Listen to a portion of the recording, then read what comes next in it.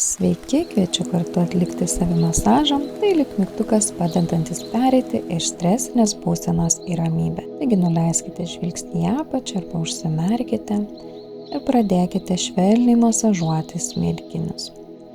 Pajauskite, koks spaudimas jums malonus ir ramiai kvėpuodami tęskite. Toliau masažuokite aplink akis, kaktą, taip pat tarp antakių, kur dažniausiai susiraukiame. O dabar tiesiog užsidenkite delnais akių obuolius ir taip pabūkite keliolika sekundžių. Tiesiog prilaikykite galvą delnais, pajauskite spaudimą akyse.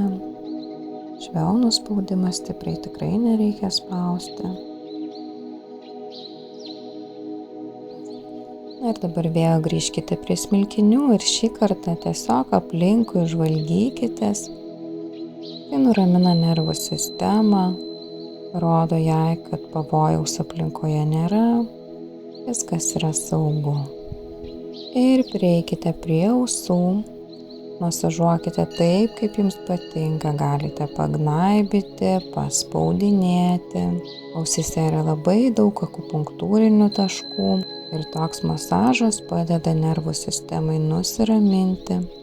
Tokiu būdu mes masažuojame klajoklinį nervą. Šitas nervas jungia smegenis su širdimi, plaučiais, žarnynu ir daugeliu kitų organų. Kai jis yra aktyvus, kūnas pereina iš streso būsenos į ramybės būseną. Tai sulėtėja širdis, kvėpavimas tampa gilesnis, mintys tampa ramesnės. Na, o dabar pamasažuokime žandikaulį, kur susikaupia daug labai įtampos, dažniausiai, kada esame stresiniai būsenoj, esame sukandę žandikaulį, tai tiesiog prasižiokite ir galite nuo skruostikaulių žemyn tiesiog per visą žandikaulį pasimasažuoti. Na, dabar kaklo masažas, tiesiog švelniai masažuokite per visą kaklą sukamaisiais judesiais, eikite žemyn krūtine, masažuokite krūtinę link pečių.